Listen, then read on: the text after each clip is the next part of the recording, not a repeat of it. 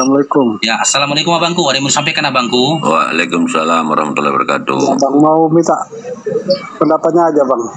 Apa itu bang? Ya, Ya, kenapa Murtadin dengan mualaf kalau kesaksian sama-sama pakai peci, sama-sama pakai hijab bang? Gimana tuh bang? Jadi gini, bang ya, Murtadin dia menggunakan atribut-atribut yang pada dasarnya ya mayoritas digunakan oleh kaum umat Islam. Karena apa? Itu nilai jualnya bang. Nilai jualnya. Semakin dia bisa menunjukkan dia dulu Islam, teman-teman Kristen ini terkhusus para gereja-gereja itu semakin bangga bang. Sehingga dia dipanggil bersaksi di gereja ke gereja. Cair bang, cair jadinya bang. Cair bang. Apalagi kalau dia bisa membacakan ya, melapaskan Al-Quran meskipun berantakan bacaannya, semakin cair dia bang. Dibumbui lagi dengan cerita-cerita halunya. Itu semakin cair. Cerita halunya bagaimana? Contoh ditanya, bagaimana kau bisa mengenal Yesus? Aku kenal Yesus. Waktu itu aku pergi ke mall. Terus aku ke kamar mandi. Terus aku lihat Yesus di kamar mandi mall katanya. Cair itu bang, cair. Ada lagi kesaksian Murtadin kan perempuan. Dia bilang, aku langsung mengalami pertemuan dengan Yesus kata dia. Viral di YouTube itu kan. Pertemuanku aku melihat Yesus turun dari langit. Cuman pakai kolor katanya. Kakinya kotor. Gitu laris gak bang? Dipanggil dia kan bersaksi gereja ke gereja. Kami mu'alaf ini bang, kami mu'alaf bang. Seperti apapun kesaksian kami, sebersih apapun lobe kami, sebersih apapun jubah kami, di saat kami menyampaikan kesaksian tentang keimanan kami, nggak cair bang, nggak pernah cair. Dan masuk di akal. Contoh ya, setiap mu'alaf itu ditanyakan, seperti Bang Faruk kan ditanya, bagaimana kau bisa menjadi seorang Islam? Awal hidayah itu bagaimana? Aku ceritaku kan masuk akal kan? Nggak ada aku bilang aku ketemu Nabi, nggak ada. Nggak ada aku bilang aku ketemu sama Allah, nggak ada. Nggak ada aku bilang aku ketemu sama Jibril, nggak ada. Tapi berdasarkan akal. Kan aku bilang aku baca Bible dari Kejadian sampai Wahyu. Dan setelah aku baca Bible, hampir 2 tahun aku mempelajari Bible itu, nggak langsung aku Islam. 1,5 tahun kemudian itu, bahkan hampir 1,5 tahun setelah itu, baru aku dapat hidayah. Gitu loh, itu melalui dengar seruan azan, suara azan di bulan Ramadan. Masuk akal. Dan aku pun berkali-kali ya menyampaikan kesaksianku bagaimana aku bisa mengenal Islam gitu loh. Cerita awalku bagaimana mengenal Islam, nggak ada yang halu. Apakah setelah itu Bang Faruk dipanggil ke masjid untuk menyampaikan kesaksian dia, pulang dikasih amplop? Nggak ada. Di masjid samping rumahku aja di masjid samping rumahku saja bang, aku nggak laku bang. Nggak ada yang manggil aku kasih kesaksian, nggak laku aku bang. Nggak laku. Bahkan bang ya, hafalanku tentang Bible dan pemahamanku tentang Bible di awal keislamanku, aku jujur ya, waktu itu sudah kuhapus bang. Udah mulai kulupakan. Ada rasa kekecewaan dalam diriku. Hampir 2 tahun aku mempelajari Bible dan berupaya untuk memahaminya. Ternyata yang kubaca dan coba kuhafal itu adalah sia-sia. Aku sampai kepada iman dan Islam. Yang harus kuhafal dan kupelajari itu adalah Al-Quran. Kan gitu. Meskipun sejatinya sebelum aku Islam, waktu aku Kristen, aku juga pendebat. Tapi aku debat sesama Kristen. Tujuan dari debatku itu mengembalikan saudara-saudaraku Kristen untuk kembali kepada ajaran disampaikan oleh Yesus yang diutus oleh Bapa. Gak ada itu ke gereja hari Minggu tuh, gak ada itu. Gak pernah Yesus ngajarin itu. Gak ada itu, gak pernah Yesus mengajarkan untuk menyembah dia dan menganggap dia yang menciptakan langit dan bumi itu. Gak ada itu.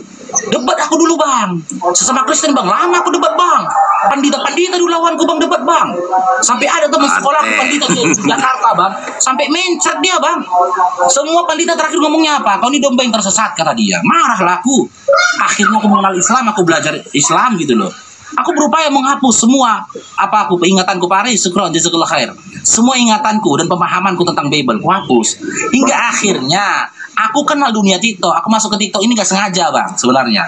Bukan aku mau cari-cari room kayak gini, gak sengaja aku sebenarnya. Jadi yang download TikTok ini sebenarnya adalah anggotaku, temanku satpam di sini. Kami punya handphone bang. Handphone itu untuk handphone laporan patrogat. Jadi ada TikToknya. Ku tengok handphone itu kan handphone pos. Ku tengok ada TikToknya. Ku buka TikToknya. Lu tengok. Coba-coba lah aku bang. Jadi Bang Faruk. Ku bikin nama akun ini Bang Faruk. Ku coba-coba dakwah di situ, gitu loh. Mulai dia awal viralnya itu waktu aku menanggapi tentang Palestina, gitu loh. Rupanya aku ditantang-tantang sama Karisten di TikTok debat. Widih. Pikir orang itu, kayak mana? Dipikir Karisten ini mungkin dipikir Karisten ini Bang Faruk ini cupu, padahal suhu. Bang Faruk. Bang Faruk, menurut Bang Faruk Bible tuh gimana Bang Faruk? Karangan apa benar Bang Faruk? Gimana? Mas Bible tuh menurut Bang Faruk gimana? Apa benar itu karangan atau gimana? Kalau menurut Bang Faruk? Ya, jadi gini Bang, ya. Kenapa kita katakan karangan, ya? Dari si penulis, karena ada beberapa kalimat yang gak masuk akal Bang. Contoh nih Bang, ya, yang menggelitik itu surat Yesaya 29. Pernah Bang udah baca itu surat Yesaya 29 ayat berapa Bang Faruk lupa itu. Isinya gini Bang. Oleh karena itu, kamu harus begini, harus begitu, harus ini, harus itu. Artikan itu Bang. Apa itu artinya? Surat Yesaya ada Bang di surat Yesaya Bang. Oleh karena itu kamu harus begini, harus begitu, harus ini, harus itu. Artikan lah Bang, apa arti ayatnya itu Bang? Hah? Apa arti ayatnya itu? Belum lagi kita bahas ya Markus 16. Ya, Markus 16 nomor 16 sampai dengan 18. Minum racun maut. Kan gak masuk akal. Oh Yesaya 42:13 Bang, apa enggak Bang Faruk? Gimana? Yesaya 42:13. Ya, yang isinya gimana Bang? Coba sambut. Yang Tuhan ikut berperang itu Bang. Nah, masuk akal nggak menurut Abang? Iya. Contoh ini lagi Bang, lebih nggak masuk akalnya Bang. Ya, penulis ya surat Matius yang mengisahkan tentang penyaliban Yesus. Mereka katakan ya bahwasanya ada satu orang saksi ya yang menyaksikan apa penyaliban Yesus. Ya, ketika Yesus berbicara di atas kayu salib. Contoh dia berkata, Allahku, kenapa kau tinggalkan aku? Eli lama sabachthani. Ya kan? Sekarang kita kita olah TKP misalkan. Coba kita tanya sama teman-teman Kristen, berapa tinggi salib Yesus? Yesus disalibkan di atas bukit Golgota. Di atas bukit Golgota itu angin kencang. Dan disalibkan pada masa itu ada 3 orang. Yesus ada di tengah-tengah. Begitu menurut ceritanya. Berapa tinggi salib Yesus? Kan gitu. Di mana posisi orang yang menulis perkataan Yesus? Coba abang-abangku, ya Bang Toko Tas, abang kalau andaikan tinggi salib itu 3 meter, abang panjat pohon mangga setinggi 3 meter, kan gitu. Terus bikin ada orang di bawahnya, abang ngomong, dengar nggak? Teman yang di bawah itu ngomong, nggak dengar Bang. Karena ini maaf ya. Aku bukan mengingat aib ya. Dulu waktu aku kecil, aku pernah curi kelapa Bang. Temanku di atas pokok kelapa, ya kan? Karena rasa takutnya itu, dia ngomong pelan. Aku ambil guni, katanya. Apa? Ambil guni. Gua lah sigi suaramu, aku bilang. Ambil guni, katanya. Ku ambil guni. Yesus di atas kayu salib itu dalam posisi menderita. Dia ngobrol sama teman tetangga dia yang disalib sebelah kanan dan sebelah kirinya. Abang bisa bayangkan Bang, orang dalam kondisi tangan dan kakinya dipaku, kepalanya dipasangi mahkota berduri, dalam kondisi menderita seperti itu, gitu loh. Bisa ngomong lancar kan enggak kan Bang? Orang kesakitan ngomong kayak mana? Yesus di atas salib itu ngomong dalam kondisi sakit Bang, bukan lagi ngobrol di warkop dia Bang. Si penulis itu di bawah, oke lah, aku imani, aku percayalah si penulis ada di situ di bawah, di sebelah kiri bagian dari sisinya Maria pada saat penyaliban. Ingat ya penyalibannya di atas bukit Golgota. Ya. Suara kita itu dibawa oleh angin. Jika angin ke atas, maka suara kita itu akan ke atas. Contoh di bawah ini. Kata Yesus, Allahku, kenapa kau tinggalkan aku? Si penulis di bawah, apa kau bilang sos? Katanya. Alahku, alahku. Apa kau bilang sus? Kan teriak-teriak dia bang, kan nggak dengar kan? Itu belum lagi kondisinya yang mengerikan, yang menakutkan. Karena apa? Ada tentara Romawi yang memegang pedang di situ. Sementara di ayat lain, Petrus saja menyangkal Yesus sebanyak 3 kali. Ditanya sama orang-orang pada masa itu, aku pernah melihat kamu bersama dengan orang itu. Oh tidak, aku tidak mengenal dia. Karena apa? Andaikan pada masa itu dapat murid Yesus mati juga dibunuh. Elak pula si penulis ada di bawah katanya menuliskan kejadian penyaliban itu tadi. Dari mana ceritanya? Allahku, Allahku, apa kau bilang sos? Dibilangnya, teriak lagi deh kan? Dibilang Yesus, Allahku. Si penulis karena yang berkata itu di atas kayu salib kurang pendengarannya kan gitu, dihantui lagi dengan rasa takut. Harusnya ditulisnya Allahku, tertulisnya apa? Yesus Allah. Sesat umat Kristen. Yesus mengatakan dia diutus oleh Allah, tapi sampai ke orang Kristen Yesus itu Allah. Sesat orang Kristen. Makanya setiap si penulis dalam suku kitab mereka itu tidak punya sanad, nggak ada sanadnya. Jika memang itu benar apa yang mereka sampaikan itu harusnya ada sanadnya gitu loh bang, nggak ada sanadnya gitu loh. Makanya nanti teman-teman Kristen kita ini aku kasihan nengoknya, begitu mereka nanti meninggal dunia kan gitu, dimasukkan mereka ke dalam neraka kan gitu, disampaikan pada mereka, kenapa kamu tuhankan Yesus? Karena aku baca. Di mana kau baca? Di surat-suratnya Paulus, di surat-suratnya Lukas kata dia. Lukas mana? Lukas, penulis surat Lukas itu kata dia. Itu orangnya? Iya. Loh, aku nggak pernah bilang Yesus Tuhan kata Lukas. Loh, jelaslah tulisanmu. Nggak pernah aku bilang.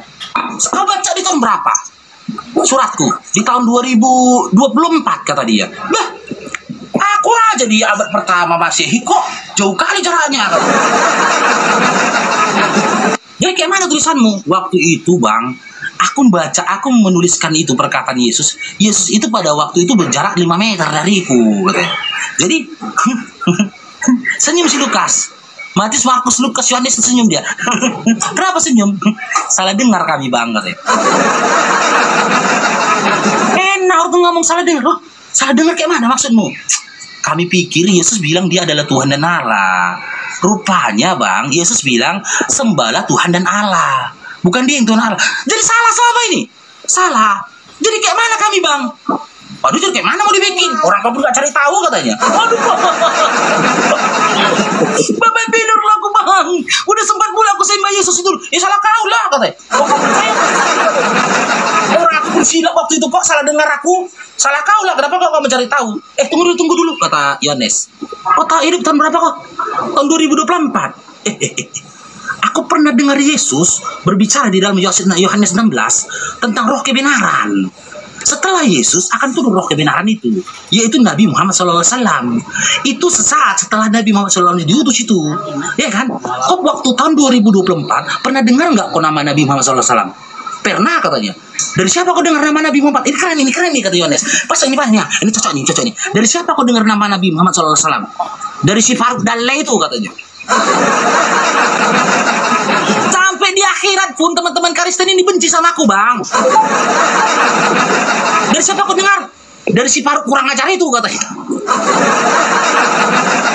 Yang betul lah kau. Dari siapa? Siapa namanya? Si Faruk. Malas sekali aku nanya itu. Dari dia aku dengar kata-kata nama Muhammad. Iya. Terus kayak mana responmu? Semua kesalahanku dan kesalahan kami semua ini harusnya sudah diluruskan oleh Muhammad kata dia. Dengan Al-Quran yang dia sampaikan kata dia sudah terluruskan semua, bahkan segala kesalahan dan ketidaksempurnaan dari hukum-hukum Torah atau Tanakh yang dipegang oleh orang Yahudi diluruskan oleh Muhammad. Karena di dalam surah Al-Maidah dikatakan bahwasanya Al-Quran itu adalah hakim dari kita terdahulu. Kayak mana responmu? Saat kau mendengar nama Muhammad, kayak mana responmu? Gak percaya lah aku kata dia. Maksudmu gak percaya kayak mana? Nggak betul. Kudustakan itu. Nggak betul itu Nabi. Apa Apa kata Yohanes? Mampuslah kau, katanya. Jangan kau salahkan aku lagi, katanya. Kata Lukas lagi, jangan kau salahkan aku yang salah nulis, katanya. Udah datangnya Nabi Muhammad SAW nggak kau dustakan, malah kau bilang si Faruk kurang ajar itu, katanya. Si Faruk dan Le itu kau bilang kayak gitu lagi. Udah baik si Faruk itu, sekarang mana si Faruk itu? Mana si Faruk itu? Nggak tahu aku di mana. Aku di atas jannah. Di jannah aku sama teman-teman Islam, Bang Setia, Bang Naga, Bang Dio, Bang Sera, kan Bang Jepito, Pak Aris, Bang Toko, sama semua penonton di sini di jannah kita, bersandar kita di dipan-dipan sambil meminum minuman yang minum madu kita, madu enak kan gitu. Mana separuh itu? Kita berteriak di atas. Karisten, kami di atas. Ditengok sama teman Karisten. Itu si Faruk. Enak kali kau bisa di surga dia, katanya. Memang surga lah tempat dia, kata Yohanes. Al-Quran Islam itu tempatnya adalah surga. Kok bodoh kali kok nggak kedengar seruan si Faruk sama kawan-kawannya. Kau bilang pula dia kurang ajar, dan kau bilang betul yang disampaikannya itu. Apa-apa yang disampaikan itu dia bukan berdasarkan dari diri dia. Kan tertulis dalam surat Yohanes kan? Yohanes 16 tertulis kan? Tentang roh kebenaran itu, apa-apa yang disampaikan oleh roh kebenaran itu bukan berasal dari diri dia, kata dia. Iya, tertulis. Itulah maksud si Faruk. Dan diteruskan oleh nabinya. Jadi kayak mana lah kami di Lukas, kayak mana? Kau tahan kan itu, katanya. Lanjut Bang Dio. Semuanya assalamualaikum, ada kontiner Bang, langsung ngomong, aku ribut Bang. Waalaikumsalam. Lanjut Bang. Aku sambil ini nih, sambil kerja tugas. Lanjut Bang Sang Setia. Bang Faruk, satu lagi Bang Faruk. Ya, silakan ditanya aja, nggak apa-apa. Apa yang mau ditanya? Biar kita jawab. Ya. Dia lagi sibuk dia tuh, udah kontainer masuk lewat itu. Ya. Oke, silakan. Ya, kenapa Misalnya 50 aja. kalau mau alat bahas Bible dia marah kali Bang. Terus kalau ada murtadin bahas Al-Quran, pakai hijab, pakai peci, suka kali dia Bang. Iyalah, dia kan bangga, dia kan merasa bangga itu. Dia bangga melihat orang berhalusinasi, yang ngaku-ngaku mimpi lah, ketemu Yesus yang pakai kolor lah, itu suka kali orang tuh. Coba kalau udah ada murtadin yang mengaku bertemu Yesus, followernya 1K gitu, penontonnya itu. Bagi ini, bagi paus lagi itu. Nah, itu beradu mereka kasih paus itu. Nah, ya dikurasnya semua itu. Kenapa? Dia ingin ya halusinasi orang ini terupload gitu. Agar apa? Dia pikir bisa orang bodoh dan tolol itu meyakini skenario halusinasi yang dibuat oleh para murtadin itu tadi. Begitu dia. Jadi mereka itu masa bangga dengan Yesus yang keluar, yang apa nih, ya kan? Yang pakai kolor ini. Nah, bisa diceritakan. Ternyata bukan Yesus yang datang, hanya iblis yang menyerupakan dirinya.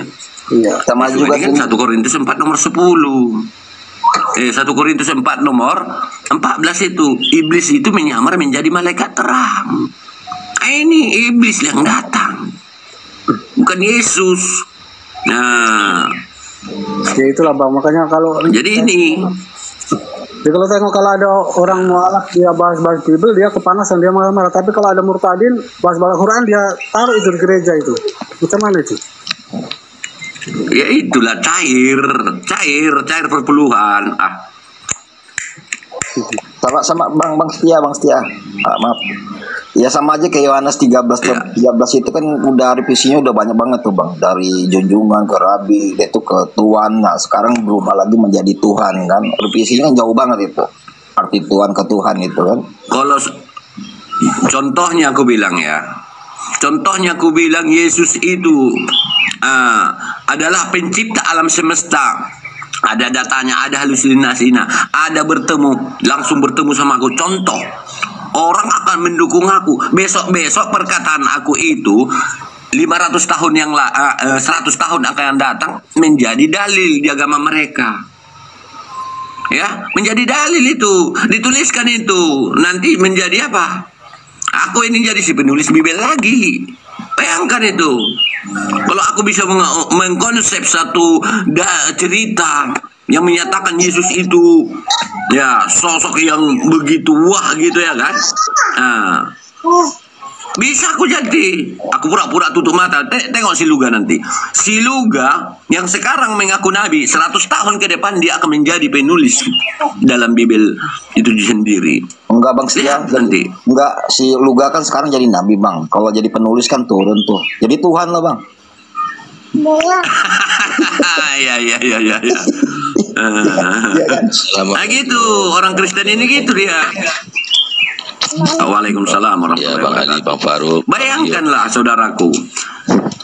Ya. Mohon izin Bang Setia, Bang Bayangkanlah Faruk ya. semuanya. Saya di bawah si aja ya. Yohanes yang penyakit sampar. Biar ada ruang Ya. buat Kristen. Ya. Penyakit sampar. Yohanes dari Pulau Patmos yang penyakit sampar. Halusinasi dia bisa menjadi dalil. Walaupun membantah perkataan Yesus itu sendiri. Bayangkan, kita bayangkan ayo ya. Di dalam Yohanes 5:37, Bapa yang mengutus aku dia tidak yang bersaksi tentang aku. Rupanya tidak bisa kamu lihat, suaranya tidak bisa kamu dengar. Lalu kata si Yohanes, aku melihat di tengah-tengah tahta di antara tetua-tetua itu terlihat Tuhannya. Berdiri seekor anak domba pula itu.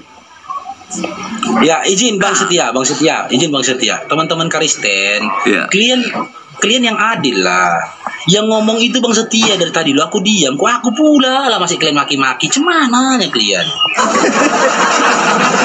Jangan ganti ya sekali-sekali. Jangan aku aja yang kalian maki. Nggak apa-apa Bang. Cuman kalian adil lah. Bang Setia dari tadi yang ngomong lu tentang Kristen bukan aku. Kok masih kalian tapping di bawah aku yang kalian maki-maki? Ganti ya. Bang baru digitu Bang. Mereka Tuhannya digantung Bang Baru. Enggak aneh orang ini, enggak adil. Makanya aku Bang, kadang aku takutnya gini Bang. Aku beranalogi atau berfantasi ya, berpikir gimana teman Kristen ini kalau masuk kubur. Lucu teman Kristen ini masuk kubur. Kan gini Bang. Kan ahakumut takatsur hatta zurtumul maqabir. Kan gak gitu dikatakan. Hatta zurtumul maqabir. Bermegah-megahan telah membuatmu lalai sampai kau masuk dalam kubur. Gak sadar dia. Bermegah-megahan dia di dunia sampai dalam kubur dia udah sampai dalam kubur gak sadar dia masih bermegah-megahan dia. Begitu juga teman-teman Kristen ini. Biasa dibenci sama Bang Faruk kan. Masuk komal-komal Bang Faruk, diskusi Bang Faruk, benci mereka. Rupanya entah besok atau berapa menit kemudian mati. Masuk dalam kubur, jumpa sama malaikat apa? Malaikat kubur, mungkar nangkir, ya kan? Kayak mana jawabannya kalau ditanya? Udah masuk kubur nih Bang. Man robbuka. Siapa Tuhan? Dan siapa Tuhanmu? Apa kata teman Kristen?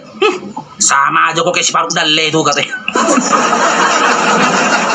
Karena kan kita debatkan, diskusikan, selalu kita tanya, siapa Tuhanmu Bang?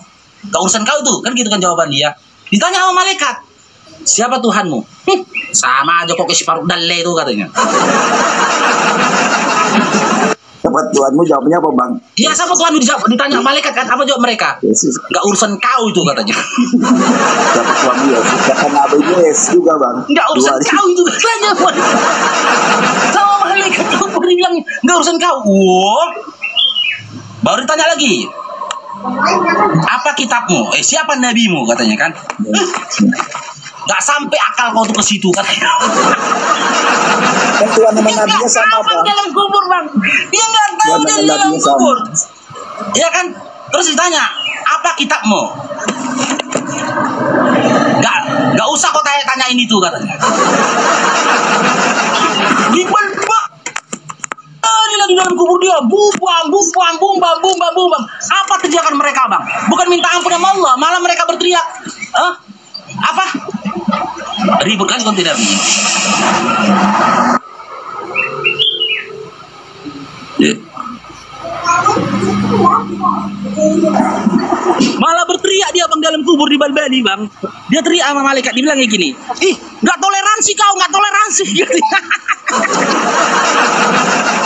Dibilangnya malaikat nggak toleransi. Nggak toleransi kau. Sama aja kau sama si Faruk, kurang ajar itu katanya. Sama aja kau sama si Faruk dan Le itu nggak toleransi kau katanya. Barulah sadar dia kan. Udah di dalam kubur rupanya dia. Waduh, udah mati aku rupanya. Betul rupanya. Kupikir ini masih di dunia, dipikir dia masih debat di TikTok dia, Bang. Dipikir dia masih debat di TikTok, rupanya dia dalam kubur dia. Hati-hati bang. Barulah teriak Minta dari data bawah, nanti, Bang. ya kan? Iya Bang Mem, sikit lagi Bang Mr. A. Sikit lagi Bang Mr. A. Baru teriak di dalam kubur. Ya Allah, dengan rintihan yang sebenar-benarnya dia merintih. Betul kata Bang Zuma. Betul kata si Faruk, kata dia. Teringat dia sama istri dan anak-anaknya. Berteriak di dalam kubur, tapi gak didengar lagi sama keluarganya. Istriku, pergi kok komal si Faruk. Dengar apa kata si Faruk itu. Betul kata si Faruk itu. Menderita aku di dalam kubur ini. Anak-anakku, beli paket internetmu, beli handphone Androidmu, datangi roomnya si Faruk, datangi roomnya Bang Inspirasi Kehidupan, datangi roomnya debaters Islam. Benar mereka bilang bahwasanya Tuhan itu adalah Allah, Nabi Muhammad itu adalah utusan Allah, Al-Quran itu adalah kitab dari Allah. Benar semua ini. Tapi saudara-saudaramu yang kau sayangi yang ada di atas kubur tak mendengar lagi perkataanmu. Jika kau ketemu dengan waktu itu, kau berharap hadir lagi ke dunia ini, kau jual semua hartamu, ya, bahkan 1 menit pun kau tidak alihkan perhatianmu dari diskusi lintas agama terkhusus kepada debaters Islam. Karena ternyata yang kami sampaikan itu benar dan memang kebenaran. Jangan sampai pada saat itu saudara-saudaraku baru ada penyesalan dalam dirimu. Sudah terlambat. Kami pun tak berharap pada saat itu kau baru kebenaran bisa kau mau menerima kebenaran. Sudah terlambat saudara-saudaraku. Kami tidak punya, kami debaters Islam dari semua saudara-saudara Islam yang ada di sini mengingatkanmu atas dasar kasih sayang. Ar-Rahmanir Rahim. Allah Maha Pengasih dan lagi Maha Penyayang. Sayangnya kami sehingga kami membayangkan dan berupaya menjauhkan engkau dari azabnya Allah, dari siksanya neraka. Berlandaskan kasih sayang itu meskipun ya dalam proses dakwah yang kami sampaikan, ya pesan-pesan nasihat yang kami sampaikan kepadamu, kau berikan kami cacian, kau berikan kami makian, kau berikan kami hinaan, itu tidak akan menggoyangkan langkah kami. Karena apa? Karena begitu besar cinta kami dan sayang kami kepada kalian saudara-saudaraku umat Kristen, supaya kalian berhenti dari kesesatan kalian. Andaikan saat ini Allah menunjukkan bagaimana siksa yang diberikan oleh Allah kepada orang-orang terdahulu kalian yang telah menyembah anak manusia menjadi sembahannya, niscaya kalian tidak ingin hidup barang 1 detik pun di atas bumi ini dengan menyembah kepada Tuhan yang salah. Niscaya kalian akan berbondong-bondong, berlari-larian, bahkan kalian akan meninggalkan apapun yang kalian miliki hanya untuk mendatangi alim ulama atau saudara-saudara Islam yang bisa menuntun kalian untuk bersyahadat asyhadu alla ilaha illallah wa asyhadu anna Muhammadar Rasulullah. Dalil yang kuat di atas bumi ini apa? Dalam kitabmu. Ingat saudara-saudaraku, kamu jangan ngarang lagi, kamu jangan mencari pembelaan lagi saudara-saudaraku yang Kristen. Ingat kata-kataku. Tidak ada satu ayat pun di dalam Bible di mana Yesus memberikan laknat dan menyatakan memberikan neraka kepada orang-orang yang mengingkari ketuhanannya. Tidak ada. Tidak ada satu ayat pun di dalam Bible di mana Yesus berkata Bapa yang telah mengutus dia akan memberikan neraka jahanam, bahkan memberikan azab kepada orang-orang yang mengingkari ketuhanan dia. Tidak ada. Tapi di dalam Al-Quran, untuk orang-orang yang mengingkari Al-Quran, tidak percaya kepada Al-Quran, ya, dan mendustakan Al-Quran, di dalam surah Al-Araf, Bang, dia udah turun ya. Di dalam surah Al-Araf ayat 173, 75, 76, kalian dikatakan hewan ternak. Bahkan lebih parah dari hewan ternak. Kenapa dikatakan hewan ternak? Hewan ternak itu sejatinya tak gunakan akalnya, Bang. Diberikan dia makan sama tuannya, makan dia. Diperintahkan dia masuk kandang untuk tidur dia. Diperintahkan dia untuk kawin lah dia. Seperti itulah kehidupan orang kafir. Hidup dia di atas bumi ini taunya makan, tidur, dan kawin. Bahkan kalian lebih parah daripada hewan ternak. Lebih parah daripada guguk dan juga bedua. Buat orang-orang yang mengingkari Al-Quran, coba ya, ayat yang sebanding dengan itu ada nggak dalam Bible? Di mana orang-orang yang mengingkari Bible, mengingkari surat-surat Paulus, mengingkari surat-surat Matius, mengingkari surat-surat Yohanes akan dinyatakan seperti hewan ternak, ada nggak? Atau ada nggak azab yang diberikan kepada orang-orang yang mengingkari saudara-saudara mereka? Itu ada nggak? Ada nggak? Nggak ada, saudara-saudaraku. Nggak ada. Kenapa bisa nggak ada? Karena memang Allah berkehendak mereka lupa menuliskan itu. Dan mereka tak mampu menuliskan itu. Karena apa? Apa yang mereka tuliskan hasil dari rekayasa otaknya saja. Dan belum tentu yang menulis itu adalah 12 dari murid-muridnya Yesus. Silakan menambahkan Pak Aris, silakan Pak Aris. Assalamualaikum Pak Aris, silakan Pak Aris. Boleh saya sampai 1 menit berita gembira? Boleh 1 menit? Silakan Bang Mega. Semalam saya nonton di Ustadz Donitan, dia sampai penonton sampai 11.000 ya semalam.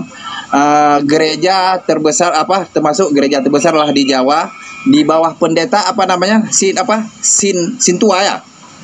Sintua ya. Kalau tidak ada pendeta, dia bisa jadi pendeta.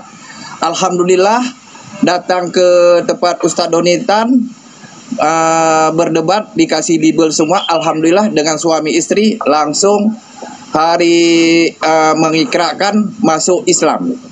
2 orang mengikat suami istri. Habis itu beliau bertanya, apakah saya setelah masuk Islam menikah balik? Kata Ustadz Donitan, mau dinikahkan balik pun boleh, kalau tidak pun tidak apa-apa, karena udah dua-dua udah masuk Muslim. Karena beliau kan udah tua-tua dua-dua. Itu lanjut yang lain. Itu kabar gembira aja yang saya sampaikan. Alhamdulillah. Ya, saya sedikit aja menambahkan dari Bang Faruk. Semua yang diceritakan Bang Faruk dengan bahasa yang mudah dimengerti, dipahami, gampang dicerna. Balik lagi, hidayah itu milik Allah lah ya. Tapi kalau bicara alam kubur, bicara proses kehidupan itu benar. Tapi cobalah kita lihat, agama Kristen ini kan dibawa oleh penjajah Belanda. Ada 2 tolak ukur kita. Kalau memang agama ini benar membawa kebaikan di dunia dan akhirat, tentu di Belanda sana akan terjadi ledakan umat Kristen yang sangat besar. Anak keturunan mereka akan menjadi Kristen yang taat, ya kan? Akan menjadi pendeta-pendeta, penginjil yang tangguh. Nah, sedangkan kita Islam ini dibawa asalnya dari Mekah dan Madinah. Lihat keberkahan kota Madinah, kota Mekah sebagai pusat tempat pendidikan Al-Quran, hadis, ya kan? Kemudian berapa banyak orang berziarah ke kota-kota tersebut. Keberkahan ini hanya pada Islam, pada agama yang memang datangnya dari Allah. Yang kedua, coba kita lihat, ambil data statistik. Populasi jumlah agama Kristen di Belanda berapa tahun 90-an? Berapa tahun awal tahun 2000-an? Berapa 2010-an dan berapa sekarang? Nah, itu menandakan kecerdasan berpikir mereka itu mungkin lebih dari kita. Mereka mempertanyakan Bible itu sendiri. Dia compare dengan kehidupan nyata. Ternyata itu terbantahkan dengan realita kehidupan. Yang Bang baru ceritakan, oke lah, Anda tidak percaya mungkin dengan alam kubur. Anda tidak percaya dengan akhirat. Data statistik pun Anda tidak percaya. Dengan apa lagi ini dibuka cara berpikir Anda? Iya kan? Semua yang diutarakan, kita di sini berani compare data. Dibuka dialog, dibuka diskusi,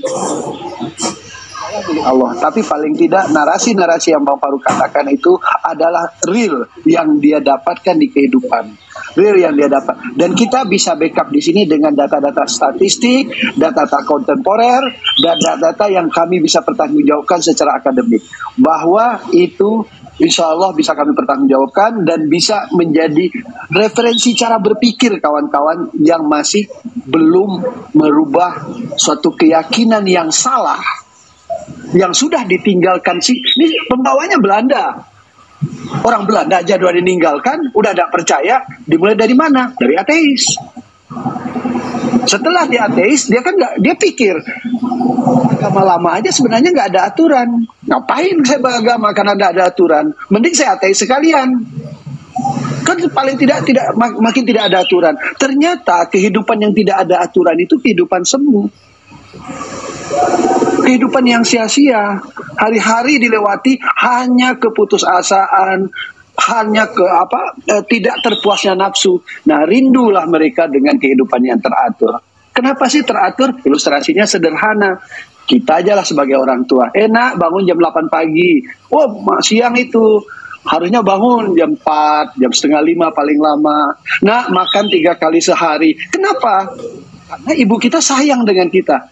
Nah, begitulah aturan agama ini dibuat. Allah tuh sayang dengan kita, dibuatlah aturan.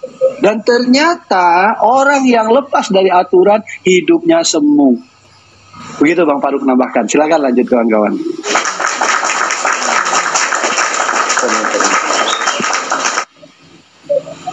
Yaudah, Bang Faruk, aku turun dulu ya. Terima kasih banyak Bang udah naikin aku. Sehat selalu Bang Faruk.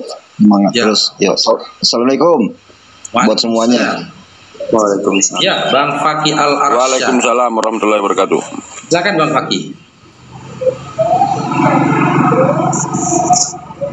Bang Faki.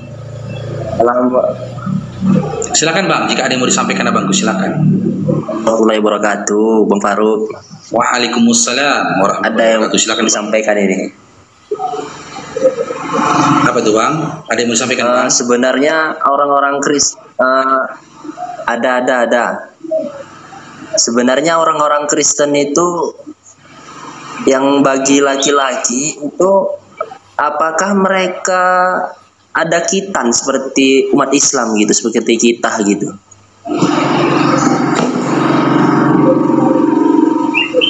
Itu kayak mana tuh Bang Faruk? Ya. Di dalam Lukas 2:21 di situ diceritakan, dikisahkan bahwasanya Yesus di hari ke-8 itu bersunat. Oke? Ya. Umat Kristen, teman-teman Kristen itu mengimani apa yang ada di dalam diri Yesus adalah sebuah kemuliaan. Gak akan terbantahkan itu, betul kan? Teman-teman Kristen kan? Betul. Segala sesuatu yang ada dalam diri Yesus itu adalah kemuliaan. Maaf cakap, termasuk itunya. Berarti nonot yang penuh kemuliaan adalah nonot yang bersunat, ya kan? Karena segala sesuatu yang ada dalam diri Yesus itu adalah kemuliaan, termasuk nonotnya. Maaf cakap ya. Karena apa? Di hari ke-8 dalam surat Lukas 2:21 dia bersunat. Yang jadi pertanyaan, kenapa kalian gak bersunat? Tapi kalian katakan ikut Yesus dan kalian ingin menjadi segambar dengan Allah itu sendiri. Potonglah itunya Bang. Jika kalian menolak dengan berbagai macam alasan kalian tentang bersunat, maka akan muncul pertanyaan, nonot mana lebih mulia? Nonot yang sunat atau nonot yang tidak sunat? Jika mereka berani mengatakan nonot yang tidak bersunat lebih mulia, berarti nonot Tuhanmu nggak mulia. Ayo, siapa berani bilang? Nonot Tuhanmu berarti nggak mulia. Ayo.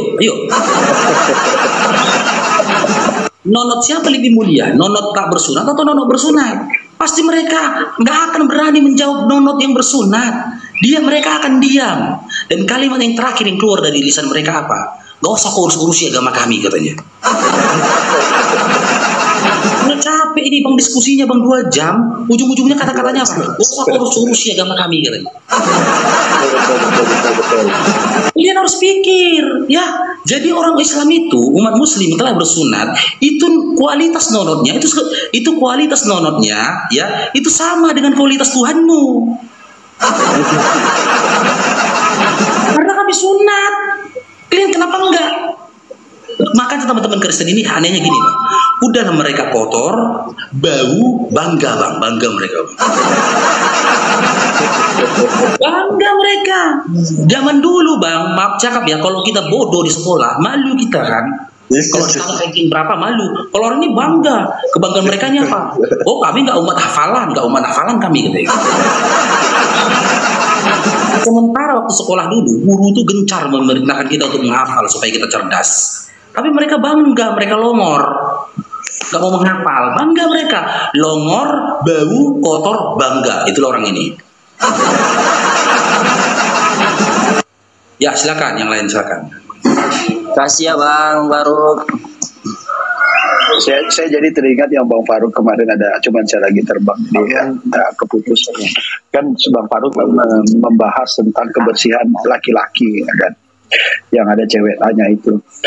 Saya juga punya pengalaman yang sama. Dulu pertama keluar negeri lihat cewek Jepang itu, waduh cantiknya kayak apa, lihat cewek Hong Kong cantiknya kayak apa gitu lah ya. Setelah kita tahu di sana nggak ada cebok, hilang Bang cantiknya Bang, kebayang baunya Bang. Jadi kalau yang mau cari pasangan yang bukan muslim, mikir-mikir dulu lah, sakit pala dibuatnya. Gerakan kita tidak bebas jadinya Bang. Gitu ya, tambahan informasi kemarin perempuan yang non muslim itu sakit banget kepala Bang. Harumnya itu 2 meter ketahuan. Jadi memang dia tutup dengan apa?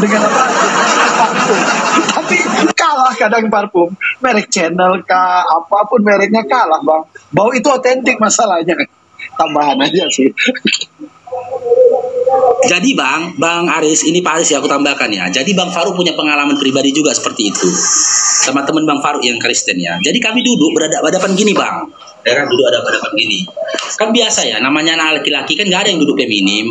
Pasti duduk tekangkang anak laki-laki itu kan tekangkang gini duduk kan. Iya bro, iya gini lah maaf ya, itu kan ya. Gini lah posisinya ya. Nah, gini tekangkang gini lah duduknya kan gini. Iya bro, iya. Jadi Bang Paris, arah angin ke arahku Bang. Tuh cium lah bau di tengah-tengahnya itu Bang. Ya Allah. Bau kali Bang, bau kali. Tapi kayak mana lah mau bilang sama si kawan ini pikirku. Jadi pak aku yang sebelah sini yang kanan ini pak aku yang kanan ini buat untuk dorong lutut dia yang sebelah kanan yang sebelah kiri gini kan, supaya dia rapatkan. Yang tadi dia tekangkang dia merapat gini kutu gini kan, kan makin dikangkangkannya lagi kayak gini Pak. Ya Allah. Aromanya itu Bang tercium. Terakhir ku bilang sama dia, balik lagi bro, ayo balik lagi kita bro, ku bilang gitu. Jadi ku bilang sama dia kan, cepat kali bro. Udahlah balik lagi kita, udah gak enak ku bilang. Kok cepat kali, bentar lagi lah kita balik lagi kita, bau kali kau, ku bilang aja jadinya. Supaya kali dia disuruh pulang, balik lagi kita, aku bilang. Cepat kali bro, ntar lagi lah. Udahlah, udah gak enak lagi lah, balik lagi kita, aku bilang. Udah cepat kali, ntar lagi lah katanya. Udah balik lagi kita, bau kali pun kau, aku bilang lah jadinya. Apa yang bau? Udah balik lagi aku bilang. Balik nggak mungkin gue bilang itunya kan, tersinggung nanti dia. Bau Bang, bau. Makanya gue bilang teman-teman kita ini udah bau BODOH, bangga, luar biasa mereka nih, luar biasa. Ya silakan yang mau menambahkan. Assalamualaikum Bang Dio. Kenapa tadi turun Abang Gung? Ya silakan. Bang Kerja dia tadi tuh mungkin ya. Ada yang mau ditambahin? Oten naiklah oten biar kita diskusi di sini. Ayo. Jangan cuma bisa menghujat aja. Ayo, menghujat dari bawah aja kalian. Mana? Naiklah sini, kita diskusi. Ini mau nanya dengan pribadi Bang Faruk ini. Itu orang Medan, orang Batak ini kan? Iya, silakan Bang JP Toy. Saya pengen juga Bang. Kenapa? Selamat. Ya. Saya pengen jumpa. Mana ada orang Batak kira-kira ditampar pipi kiri dia ngasih pipi kanan. Habis balik. Apa? Sentul orang Batak kalau nggak terbang semuanya sentul ya. Mana ada itu? Iya. Nggak usah tampar Bang JP Toy. Radisi Garison katanya pula itu. Ya dengan Bang JP Toy. Jangankan tampar pipi kanan pipi kiri. Tengok ya, ini maaf teman-teman ya. Tengok inang-inang parengge-rengge, inang-inang yang jualan di pajak itu. Inang-inang Batak yang jualan di pajak itu. Lebih uangnya 500 perak 1000, perang pun jadi Bang. Betul, di pajak itu. Martongkar bebe di pajak itu. Aduh. Mana dicerita? Jadi ayat itu nggak cocok sama mereka, yang ayat nggak cocok. Tapi banyak kali pengikutnya Bang, banyak pengen tengok orang Batak mana bisa makan itu. Karena enak Bang, enak di situ Bang. Kenapa enak? Sesuai dengan hawa nafsu mereka. Contoh perihal makanan, mereka nggak ada larangan makanan Bang. Semua boleh dimakan. Udah berkali-kali ku bilang, pesawat terbang itu bang, terbangnya gara-gara tinggi bang. Kalau sejengkal di atap rumah, itu pesawat terbangnya bang. Itu pesawat terbang mereka tangkap bang, direbus lalu dimakan bang. Kemudian, apalagi, perihal tentang ibadah. Mereka suka-sukanya. Bahkan mereka bisa mengatur pendetanya dalam beribadah. Udah nggak disuruh gereja hari Minggu, mereka beribadah di hari Minggu, dibuat 3 waktu. Atau 3 segmen beribadahnya. Bagi yang nggak bisa bangun pagi, yang bangkong tidur, ibadah di siang hari. Udah, Bang Awa di mute dulu bang. Bagi yang ingin bobo-bobo cantik, bobo-bobo siang, bobo-bobo cantik, ibadah di sore hari. Mereka atur pendetanya. Bagi yang tidak ingin beribadah, tak mau datang ibadah di hari Minggu, nggak apa-apa, nggak berdosa. Karena apa? Memang nggak ada disuruh kok di dalam Bibel. Pendetanya aja diatur. Kalian mau nengok videonya bang? Pendetanya dimarahi bang. Dia tentang duel pendetanya. Gara-gara menegakkan hukum, dia tentang duel pendetanya. Mau nengok bang? Ada videonya nih bang. Ini ada videonya. Aku nggak mengujat nih ya. Mau teman-teman nggak? Boleh. Mau nggak teman-teman? Tapi yang mau. Aku ada videonya nih. Mau nggak? Bukan. Ada, mau nggak? Ya, mau katanya. Sama kita tonton ya. Ini videonya. Ini fakta bang. Yang terjadi ini adalah fakta. Ya. Tengok ya. Bukan rekayasa atau karang-karangan gua aja. Tengok ini. Orang itu. Tengok nih ya. Tengok. Saya ingatkan kasih itu jangan saya lihat ada di kuburan. Tinggalkan sekarang. Orang mukmin itu menguburkan itu. Janji, ya janji. Ini Pak Pendeta, kita ngasih itu tidak kita menyembah berhala. Sebentar, dulu. Rokok yang dikasih itulah kenangan kemarin. Sebelum meninggalin ibu, dia ngomong anaknya mau sekolah di Bogor. Maka orang tinggalin itu rokok sebungkus ya, seminggu juga harus ini. Bukan yang untuk dirokok, bukan untuk menyembah berhala. Itu hanya untuk menyenangkan yang ngasih. Atau kubur kamu Pak. Pulang.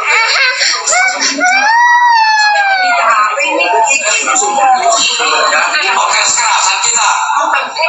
Saya pendeta. Itu siapa? Oke sekarang kita. Saya anak ini. Kau pendeta kau pendeta. Itu pekerjaanmu. Saya pendeta bilang. Saya bilang apa? Pendeta apa tahu?